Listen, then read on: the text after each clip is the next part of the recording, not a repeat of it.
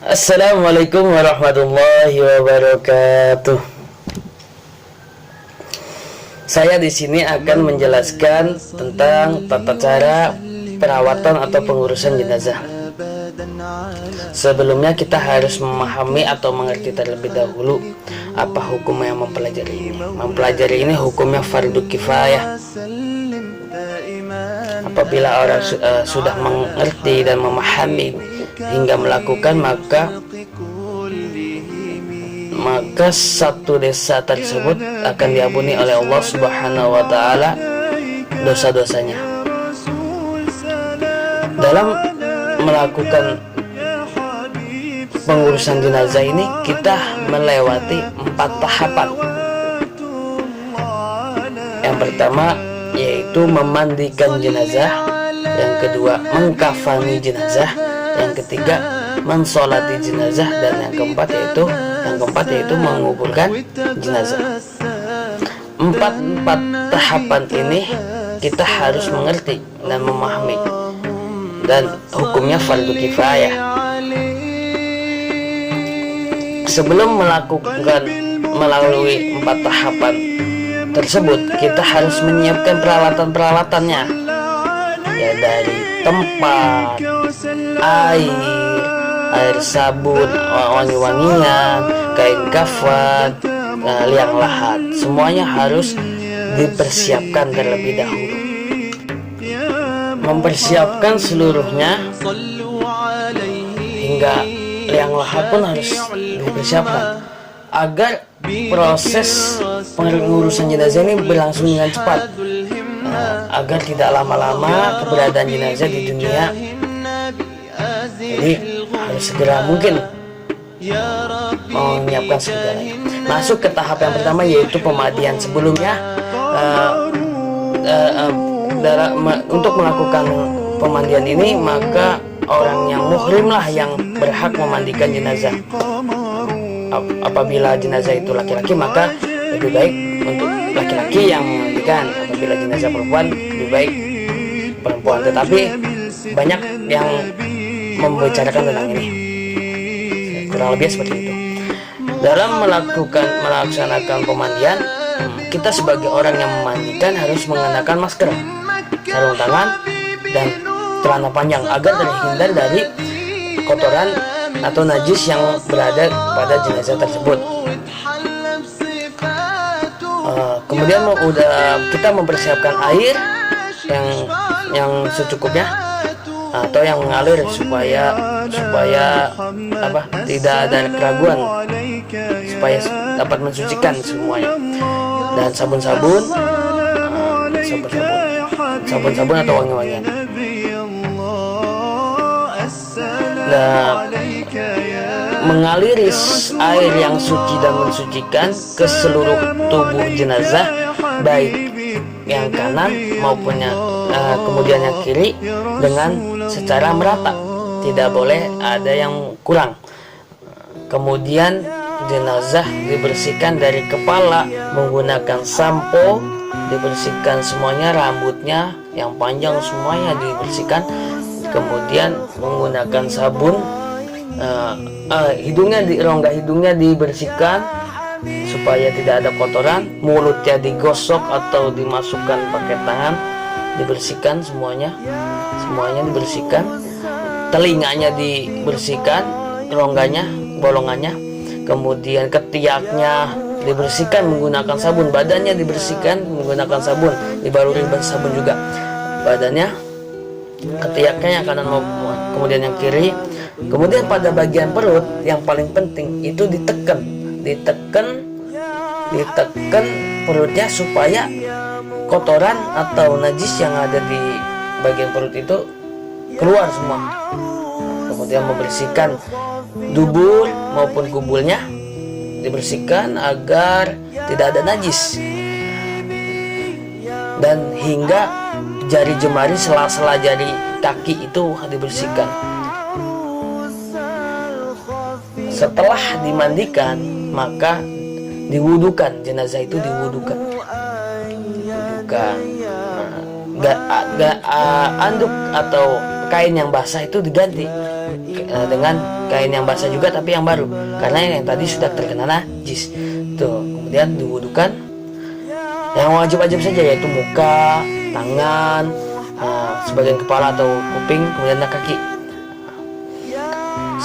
Setelah itu dikeringkan semuanya, dikeringkan badannya dari atas sampai kepala. Habis itu ditutupi dengan kain dan disisakan bagian wajah saja yang terlihat. Nah, sisakan semuanya, kaki pun tertutup semuanya. Nah, kemudian kita angkat jenazah tersebut untuk masuki tahap pengkafanan. Jadi dalam masuk ke tahap pengkafanan jenazah, sebelumnya kita harus mempersiapkan kain kafan terlebih dahulu. 3 lembar kain kafan untuk jenazah laki-laki dan 5 lembar kain kafan untuk jenazah perempuan. 3 lembar untuk jenazah laki-laki untuk bagian kepala, bagian badan hingga bagian akhir. 5 lembar untuk jenazah perempuan, bagian kerudung, bagian badan, baju kurung, dan digunakan untuk dan keempat itu bagian bawah pinggang. Yang terakhir yaitu untuk menutupi pinggul dan paha apabila terlihat. Maka ada 5 untuk perempuan. Dalam sebelum melaksanakan pengkafanan, kafan itu harus dibaluri dengan wangi-wangian seperti kapur sirih dan lain sebagainya, agar nanti jenazahnya pun wangi.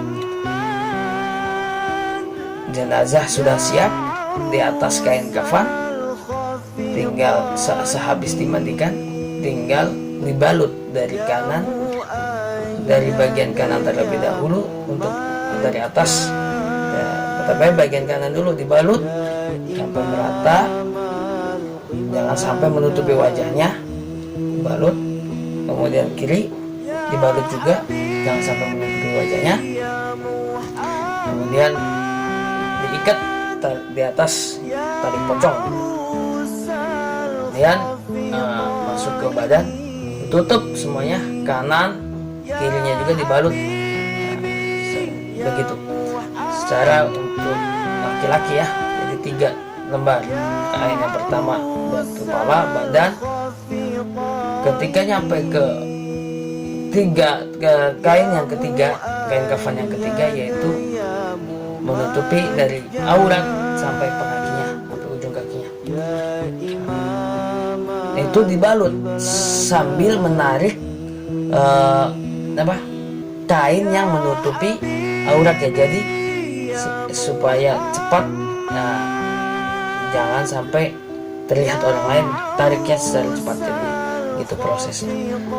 Kemudian dibalut dari kanan, kemudian yang kiri, dilanjut yang kiri, dibalut, diikat, tertutup rapat, diikat hingga bagian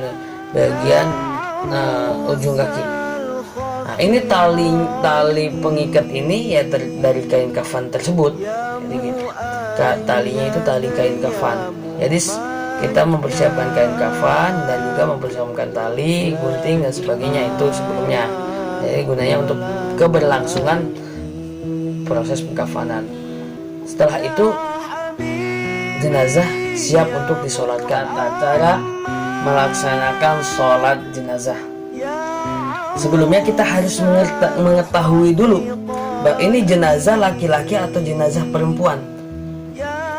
Itu harus gitu, supaya imamnya itu, apabila imamnya itu berada di kepala jenazah, maka jenazah itu laki-laki. Apabila imam tersebut berada di bagian perutnya jenazah, maka jenazah itu perempuan. Ini pengaruh terhadap niat sholat kita. Untuk lafaz niat, syarat sholat jenazah itu niat. Lafaz niatnya yaitu usolli ala hadzal mayyiti arba'a takbirati fardu kifayati lillahi ta'ala, itu untuk laki-laki bedanya. Nah, kemudian untuk untuk jenazah perempuan, usolli ala hadhil maitati arba'ati takbirati fardu kifayati lillahi ta'ala.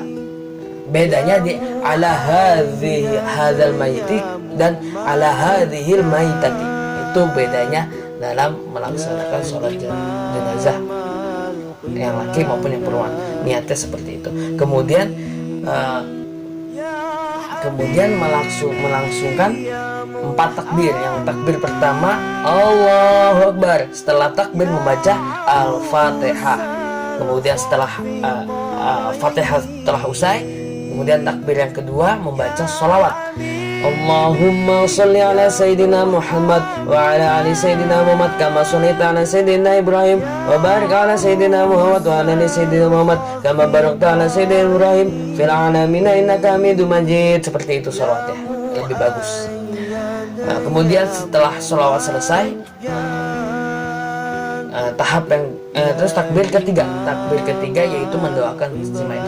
Allahumma ghafir lahu warhamhu wa'afu anhu wa wasi madkhalahu bil ma'i salji wal barad. Allahumma la tahrimna ajrahu ala taftinna ba'dahu waghfir lana wa lahu. Kemudian setelah itu takbir yang keempat dan mengucapkan salam. Assalamualaikum warahmatullahi wabarakatuh. Assalamualaikum warahmatullahi wabarakatuh. Melaksanakan sholat jenazah itu tidak ada ruku dan sujud, jadi boleh rapat safnya, berdiri saja, cuman takbir doang, niat takbir itu doang. Dan bacaan-bacaannya itu termasuk rukun-rukun sholat jenazah, seperti itu. Lanjut ke tahap penguburan. Proses yang terakhir atau tahapan yang terakhir dari pengurusan jenazah setelah memandikan, mengkafani, mensolatkan, yaitu menguburkan. Proses penguburan ini setelah mempersiapkan kuburannya